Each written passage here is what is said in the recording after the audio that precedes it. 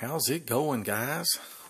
This is that broken retro bit entertainment center, a cheap little Nintendo clone with you guys audio and video out, your DC in. It did have flaps on it, but these flaps were broken beyond repair.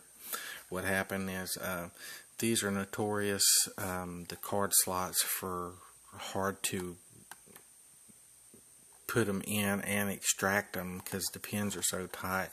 You can go in there and loosen the pins up manually using a Phillips screwdriver like this.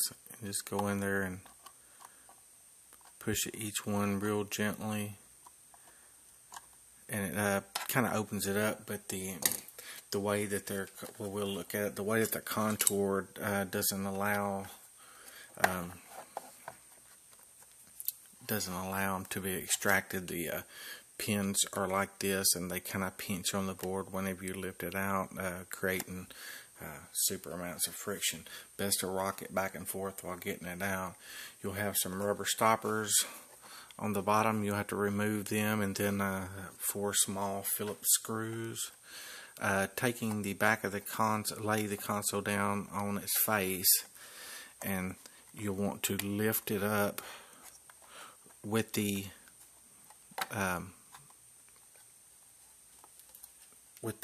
ports towards you, and lay it like this. It has a LED wire that you don't want to break, which was already broken whenever I received it.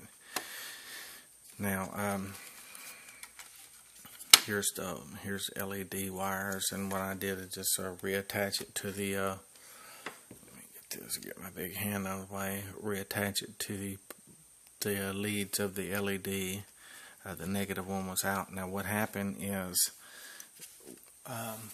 the cartridge was jammed down in, and it broke this little plastic arm. Now I've tried to glue it.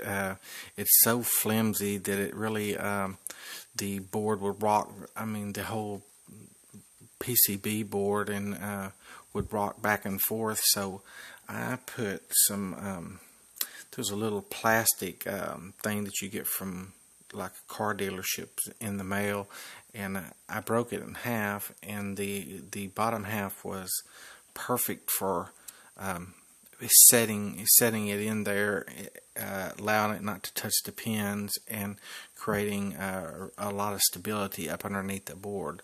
But addressing the side here, what I did is I cut part of this Motorola.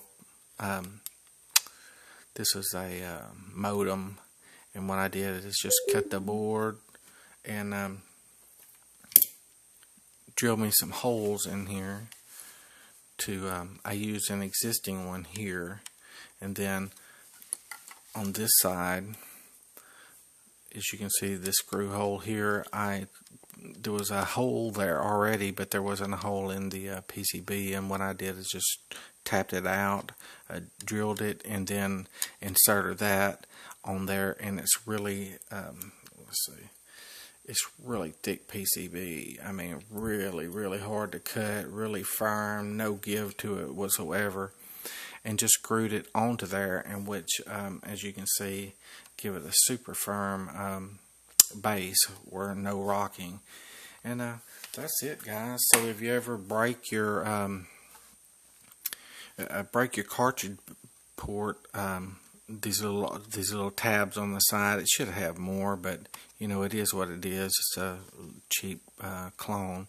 You'll just cut you off something very firm. Like you could even use a piece of metal if you wanted to, but it would make the tapping, the drilling, a little bit harder. But just put it in there. It had 2 pegs which stabilized it, and this kind of locked it in. But that's it, guys. And whenever you go to put it back together, make sure that you don't tug on the wires.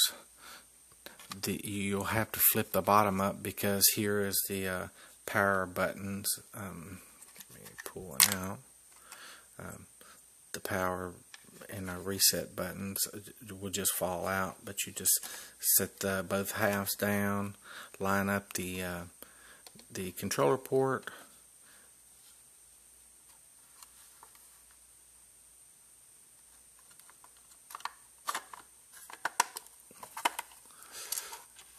and voila, there you go. And just remember to put your screws back in. I'll just do one just to hold it. And that's it, guys. Now I'll do a video of it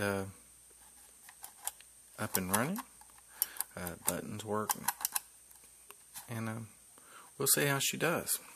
Hope you enjoyed, guys, how to fix the Retro Entertainment Center, made in China.